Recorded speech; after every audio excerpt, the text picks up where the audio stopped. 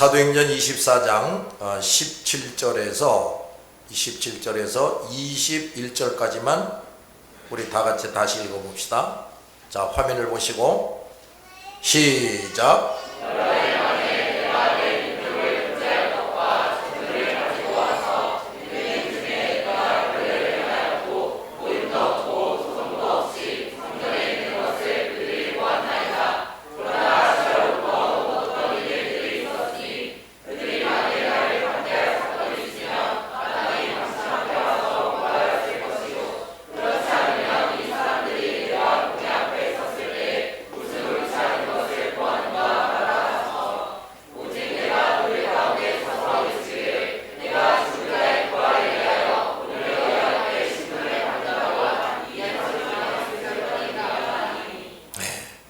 (19절을) 더 잘 번역하면 그들이 만일 나를 고소할 일이 있었다면 그들이 직접 가깝게 와서 나를 고소했을 것이요. 그 다음에 20절 하반절을 더 잘 번역하면 내가 공회 앞에 섰을 때에 내게 무슨 잘못을 찾아냈는지 여기 서 있는 사람들에게 말해보라고 하십시오 입니다. 자, 바울은 군중의 소요 사태, 이 군중의 소요 사태는 아시아에서 온 어떤 유대인들, 이방인이 아니고 아시아에서 살던 어떤 유대인들이 와서 일으킨 것이다 하고 밝히고, 따라서 그들이 만일 바울을 고소할 일이 있다면 그들이 직접 각하 앞에 와서 고소해야 한다 그랬습니다. 그런데 그들이 그렇게 하지 못하는 것은 뭐냐? 성전에 있던 바울에게서 확실한 죄증을 잡지 못했기 때문이라고 말하고 있어요. 바울은 이렇게 자신의 무죄함을 보다 분명하게 변호하고 있습니다. 그리고 마지막으로 바울은 한 번 더 말합니다. 오직 내가 그들 가운데 서서 외치기를 내가 죽은 자의 부활에 대하여 오늘 너희 앞에 신문을 받는다고 한 이 한 소리만 있었을 따름이다. 22절을 봅시다. 시작.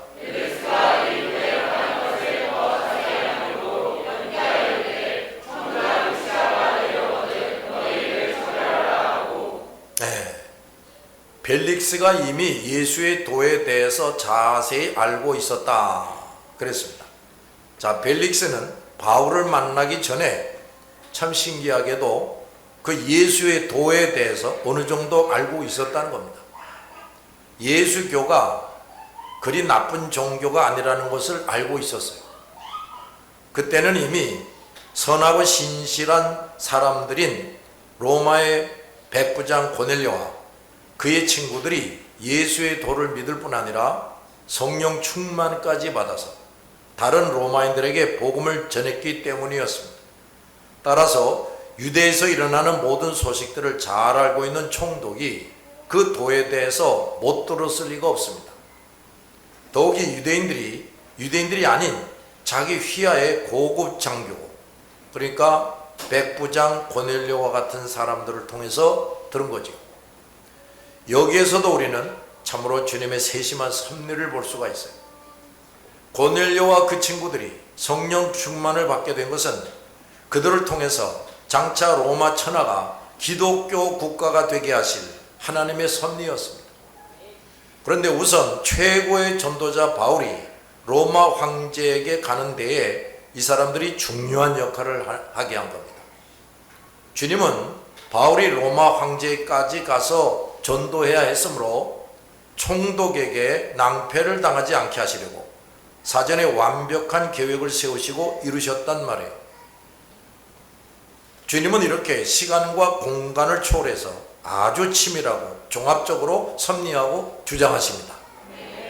그러므로 우리 모든 그리스도 일꾼들, 특히 복음 전파자들은 이러한 예수님을 잠시도 잊지 말고 모든 사역을 해나가야 돼요. 총독은 천부장 루시아가 내려오거든 너희를 처리하리라 하고 재판을 연기합니다. 대제사장과 장로들은 결국 바울에 대한 혐의의 증거는 아무것도 밝히지 못했어요. 오히려 저들의 어리석음과 악함이 더 자세히 드러나고 바울을 통해 기소자인 그들뿐 아니라 총독이 다시 한번 예수의 도, 부활의 진리까지 자세하게 듣게 됩니다.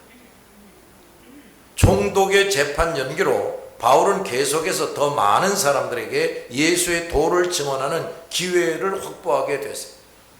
얼마나 신바람나고 재미있는 일입니까? 자, 여기서 우리가 중요한 하나님의 섭리를 발견하게 되는데, 첫째, 주님은 때때로 낯선 사람들을 통해서 자기 백성에 대한 적대자들의 분노를 억제시키신다는 겁니다. 전혀 생각지도 못한 사람이 우리를 돕게 하는 거예요. 대제사장과 장로들은 바울을 죽이고자 할 정도로 분노했는데 그들과 전혀 상관이 없던 총독 벨릭스의 개입으로 어떤 해도 끼칠 수가 없게 되는 겁니다. 비록 불신자 우상숭배자일지라도 하나님의 사랑과 그 도에 대해서 조금이나마 아는 사람들은, 그래서 슬쩍 들었던 사람도 주님의 사람들을 보호해주지 않을 수가 없게 되는 겁니다. 두 번째, 총독이 바울을 석방시키지 않은 것은 부당한 처사입니다. 왜? 죄도 없는 사람을 지금 가둬놓고 있으니까. 권리 침해입니다.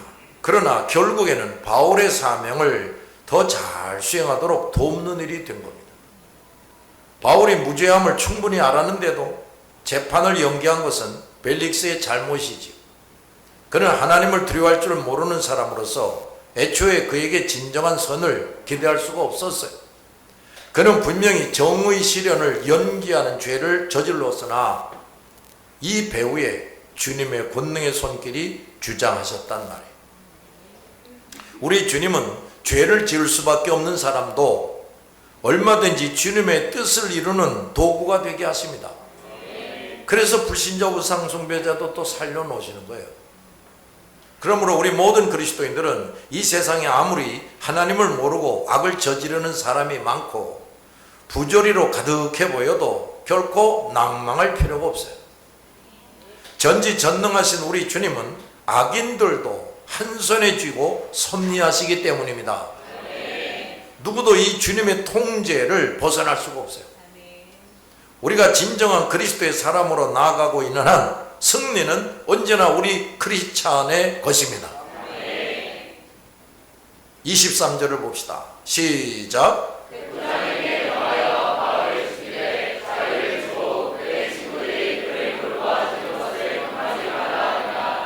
자, 아랫부분 더 잘 번역하면 자유를 주고 친지들이 그를 돌보아 주는 것을 막지 말라고 했다. 자, 주님께서 바울을 로마에 보내시기 전에 얼마나 세심하고 충분하게 돌보아 주신지를 또 보여줍니다. 총독은 백부장에게 바울을 지키되 자유를 주라 하고 명령했습니다. 바울의 무혐의를 어느 정도 인정했기 때문에 최대한의 자유를 보장하고 최선의 배려를 해주는 겁니다. 총독은 바울을 영내에 구류했는데 이것 또한 바울을 위한 신변 보호 조치였다고 말해요. 누가 함부로 와서 해코지하고 죽이지 못하게 하는 겁니다. 바울이 가이사랴에 오기 전에 이미 위급한 상황에 있었음을 알고 있었기에 재판이 종결되기까지 누구도 바울을 해치지 못하게 이 벨릭스가 조치를 취하는 겁니다. 근데 그걸 누가 그렇게 하게 하는 거냐? 예수님이. 바울 주변에는 바울을 없애려는 자들이 둘로 진치고 있었으나 주님은 당시 최고 강국의 군대를 통해서 2년이 넘도록 안전하게 보호하게 하셨습니다. 총독은 여기에서 매우 선한 일을 했습니다. 친지들이 그를 돌보아 주는 것을 막지 말라 명령했어요. 총독은 자기가 이임하기까지 2년 동안 바울이 자기 영내에서 안전하게 있을 뿐 아니라 친지들을 비롯한 사람들이 찾아오게 해서 얼마든지 도움을 받게 했다 말이에요. 바울은 마지막 전도 여정인 로마 황제에게 가기 전에 충분한 휴식을 취합니다. 자그마치 2년 동안 충분한 휴식을 취하고 영양 보충도 하고, 영양 보충은 누가 해줍니까? 로마 정부가 해줍니다. 로마 정부가. 무엇보다도 주님과 충분한 교제를 가질 수 있게 됩니다. 주님은 로마에서도 바울에게 이런 시간을 주셨어요. 3년여 동안 로마에서 죄수의 신분으로 지냅니다. 거기서 또 3년을 또 죄수의 신분으로 지내요. 근데 감옥이 아닌 셋집에 유하며 많은 제자들과 동역자들이 자유롭게 왕래하며 바울을 돌봐주기도 하고 함께 기도하기도 하고 바울은 그들을 또 가르치고 훈련하는 중요한 일을 했습니다. 바울은 가이사랴에서 3년, 로마에서 3년, 도합 6년 시간 동안 로마 군대의 보호를 받으면서, 누구의 보호를 받아요? 로마 군대의 보호를 받으면서 그가 최후의 십자가를 지기 전에 충분한 휴식과 준비를 갖추고 자기 할 일도 끝까지 감당하게 하신 겁니다. 결국 황제에게 전도하고 참수, 목이 잘려서 죽어지는 걸 참수라고 그러는데 참수를 당했는데, 그 거룩한 순교는 로마 제국이 기독교 세상이 되는 결정적인 계기가 됩니다. 바울이 피를 뿌리며 전한 복음은 전 세계 각 나라 민족에게 끊임없이 전파됐습니다. 얼마나 놀라운 일입니까? 바울은 비록 순교했으나 그를 통한 복음 전파는 누구도 막을 수가 없었어요. 모든 복음 전파자의 전도는 다 이와 같습니다. 우리 모든 전도자들도 그리스도께서 정하신 생애 기간 동안 전도하다가 순교하든지 병사하든지 주님께서 불러가실 때가 옵니다. 그러나 그들이 눈물과 땀과 피를 흘려가며 전한 복음의 씨앗들은 결코 땅에 묻혀버리지 않고 항상 살아서 사방으로 각처로 흩뿌려집니다.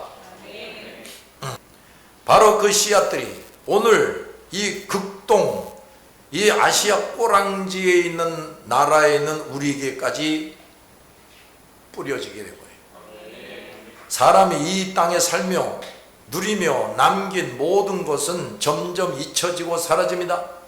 그러나 예수 그리스도를 믿고 뿌린 복음만큼은 결코 없어지지 않고 점점 더 많은 사람들에게 뿌려지고 심어지고 살아남게 돼요. 그러므로 복음을 전파하는 일처럼 가치 있고 영원한 것이 없습니다. 24절을 봅시다. 시작. 네.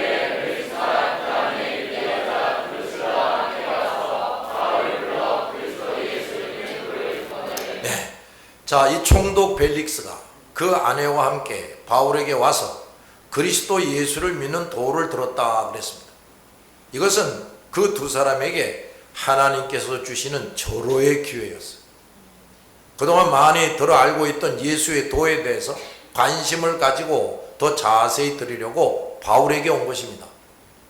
그 아내인 두루실라라는 여자는 얼마 전에 벌레에게 먹혀서 죽은 헤롯 왕의 딸입니다. 그는 유대 여인이었지만 그 아버지만큼이나 음녀였어요. 벨릭스는 다른 사람의 아내인 이 여인을 아내로 뺏어 왔어요. 자기 아내로 삼아버렸어요. 그녀는 남편과 함께 불의한 삶을 살았고 사람들에게 모렴치한 사람으로 인식되고 있는 여자입니다. 그런데 이 여인이 그 남편과 함께, 그러니까 총독 벨릭스와 함께 그리스도 예수를 믿는 도에 대해서 듣기를 원했던 겁니다. 희한한 일이죠. 천하에 못된 여자가 말이에요. 그들이 그 자리에서 예수를 믿은 것 같지는 않은데 그 이후에 믿었는지의 여부도 알 수 없지만 바울을 찾아와서 들은 그 일은 결코 헛되지 않았을 겁니다. 주님은 불의한 자들도 얼마든지 주님에게로 부르시기를 원하십니다. 하나님과 진리에 대해서 조금이나마 관심을 가진 사람들은 그것을 더 잘 알고 있는 사람을 찾아서 들어야 돼요. 그 일이 그 사람에게는 영원한 인생을 좌우하는 결정적인 좋은 기회란 말이에요. 그러나 많은 사람들이 주님께서 주신 그 결정적인 기회를 그냥 지나쳐버립니다. 그러므로 우리 그리스도인들은 이런 사람들을 찾아가야 됩니다. 찾아가야 돼요. 그들은 자꾸 도망가고 있으니까. 찾아가서 그들이 지나치려 하고 있는 그 기회를 다시 그들의 것으로 만들도록 도와줘야 돼요. 그래서 예수님도 때를 얻든지 못 얻든지 듣든지 아니 듣든지 가서 전하라 하고 명령하신 겁니다. 25절을 봅시다. 시작.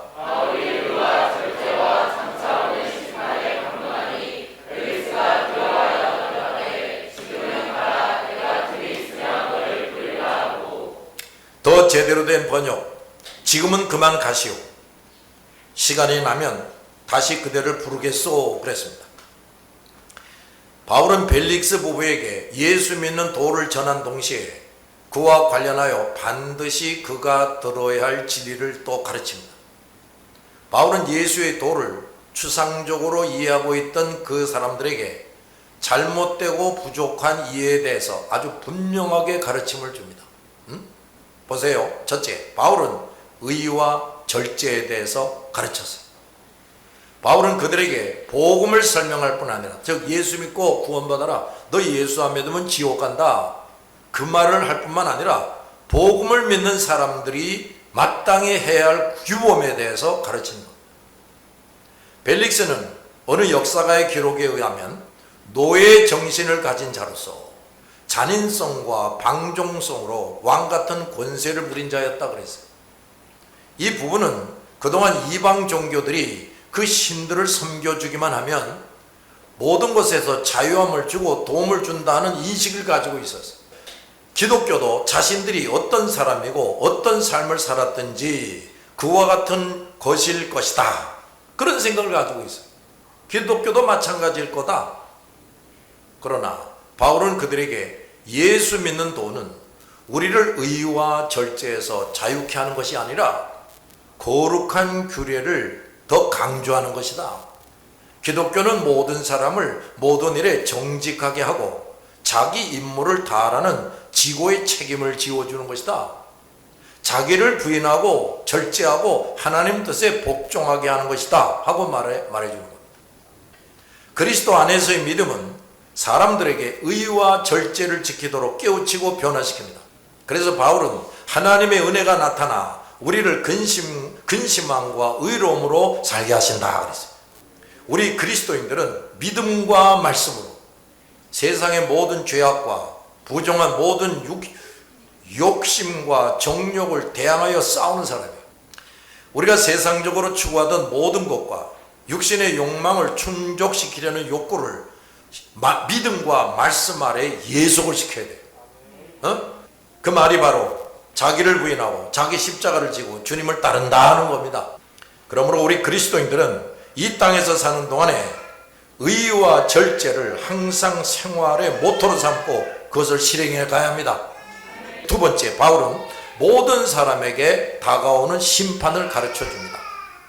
우리를 구원해 주시는 예수 그리스도의 심판에 의해서 사람들의 영원한 미래가 최종적으로 결정된다 하는 것, 또 그 결정은 영원히 변개시킬 수 없다, 이걸 가르쳐 줍니다.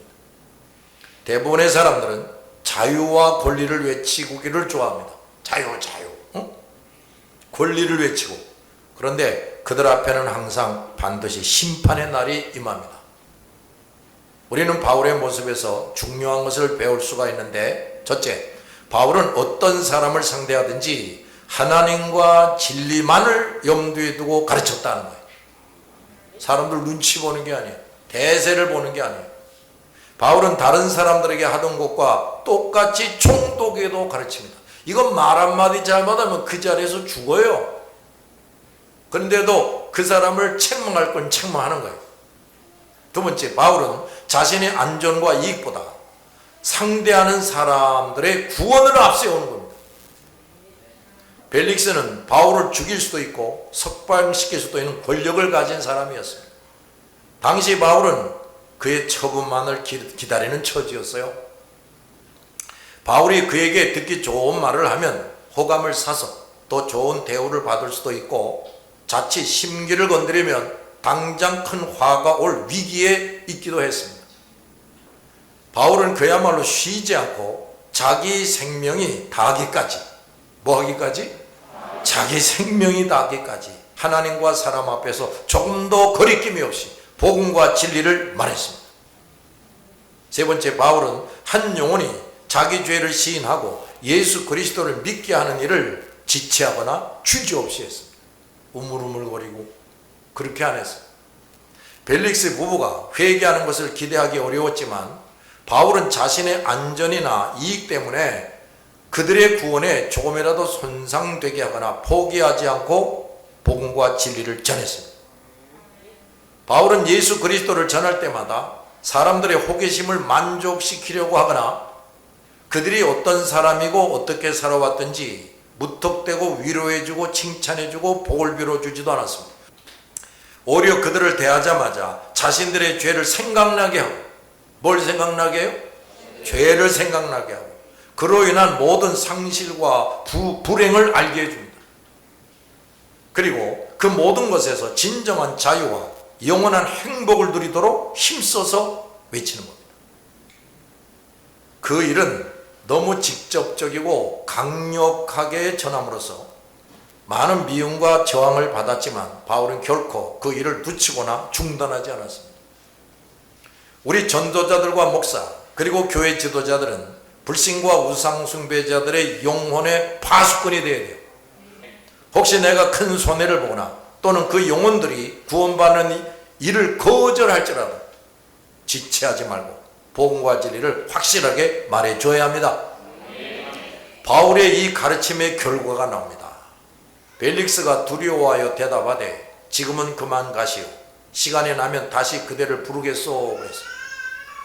바울은 생사 결정권을 가진 총독 앞에서 조금도 두려워하지 않았는데 벨릭스 부부는 바울의 가르침을 듣고 놀랍고 찔림을 받았고 두려워했습니다. 진리가 바로 전파되면 악인 중에 괴수라도 두려워 떨게 됩니다. 왜냐하면 하나님을 모르고 하나님의 존재를 부정하며 사탄의 사람으로 살아왔지만 전도자 입을 통해서 모든 것의 창조자이시며 영원한 생사 여탈권을 가지신 예수님과 그의 심판을 맞닥뜨리게 되면 두려워 떨 수밖에 없게 되는 겁니다.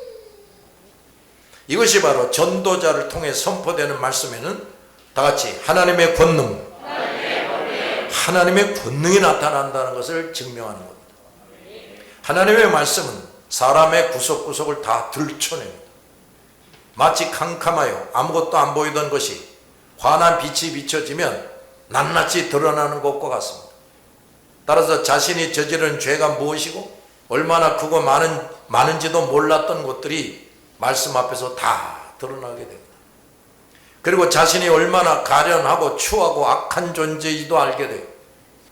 또 모든 사람들에게는 하나님께서 주신 양심이 있는데 죄로 인해 꺼져가는 촛불처럼 겨우 한 구석에 남아있던 그 악인들의 양심에 하나님의 말씀의 빛이 탁 비춰지면 그 꺼져가던 양심이 불에 기름을 붓듯이 갑자기 확 살아나게 됩니다. 따라서 순식간에 폭풍이 몰려드는 것처럼 그 영혼 속에 수치와 두려움과 공포를 느끼게 되고 아무리 오만하고 대범해 보이던 사람들도 하나님 앞에서 떨게 되는 겁니다. 그러므로 우리 모든 그리스도인들, 특히 목사와 교회 지도자들은 복음과 진리를 군더더기 없이 뭐 더거나 빼지 말고 정확하게 분명하게 증언해야 됩니다. 만약 거기에 인간의 것들, 즉 인간의 지혜로운 말, 아름다운 말, 매끄럽고 부드러운 말, 복음과 진리를 가감하거나 희석시키는 말로 전하면 그것은 결코 빛이 아니고 또 하나의 어둠으로 사람들에게 다가갈 뿐이 아무 유익이 없어요.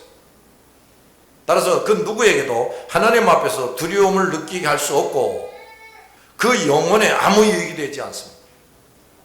벨릭스는 당시 최고의 전도자인 바울의 가르침을 다 듣고 처음으로 두려워 떨었습니다.